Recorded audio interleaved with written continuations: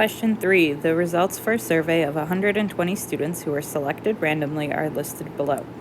60 students have a cell phone plan with company X, 36 students have a cell phone plan with company Y, 24 students do not have a cell phone. The total population of the students was 380. Based on the data, what is the best approximation for the total number of students who have a cell phone plan with company Y? So this first section here is based on the survey. So we're going to set up a proportion with the left side based on the survey and then the right side, the total population, the entire grade or school. So we are looking for information about company Y.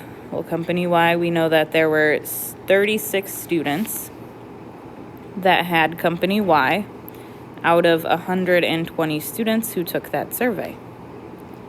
On the other side, we are trying to figure out how many students have company Y out of a total of 380 students, because that's our total number of students that will go on the bottom.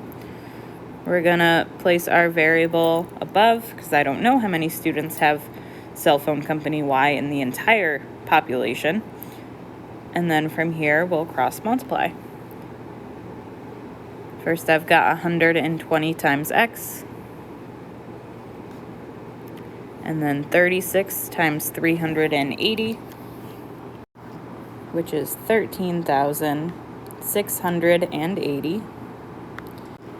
From here, we need to get rid of that 120 that's being multiplied to X. So now I'm going to divide by 120 on both sides.